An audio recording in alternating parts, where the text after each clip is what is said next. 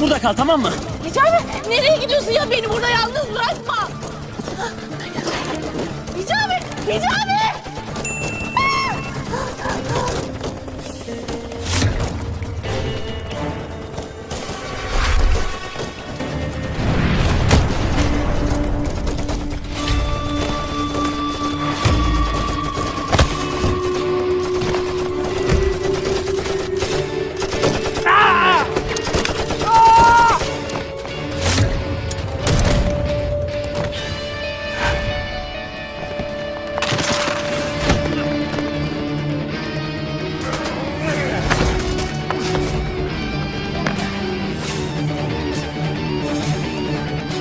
Konuşsana lan!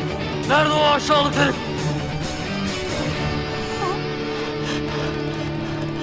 Hicabi! Konuş dedim sana!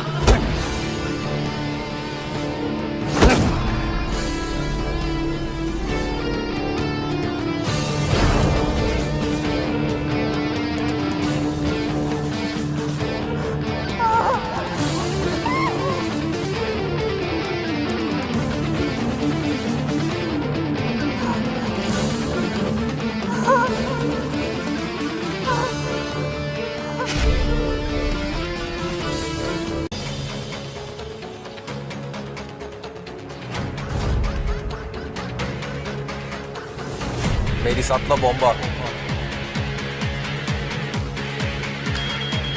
Melis bomba atla. Melis atla dedim sana. Bomba bomba atla.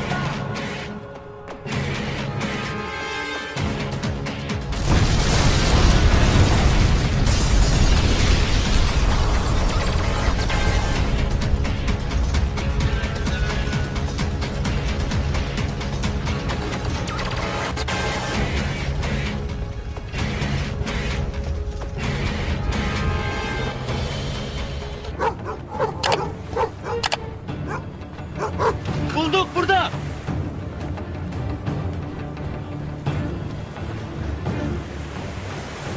Ejder bu.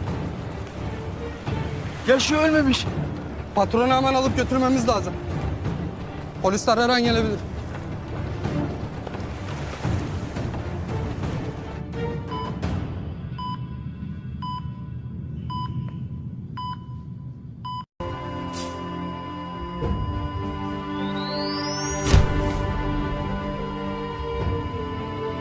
Arttıralım.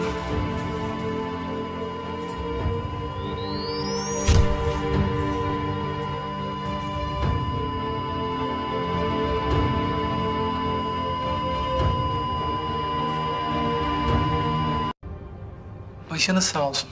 Zehra Şanlı'yı kaybettik.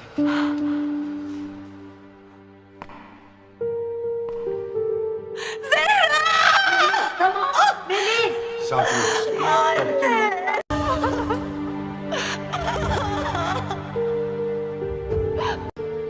Abi niye ağlıyorsun? Abi bana yaşıyor de ne olur? Abi... Cevher abi bir şey de ya. Mukadderat uşağım. Mukadderat. Abi ne mukadderatı, sen ne diyorsun ya? Daha kardeşimle evleneceklerdi ya.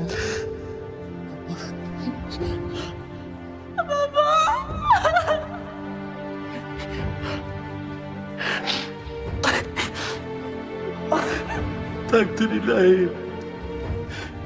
Rabbim böyle istedi.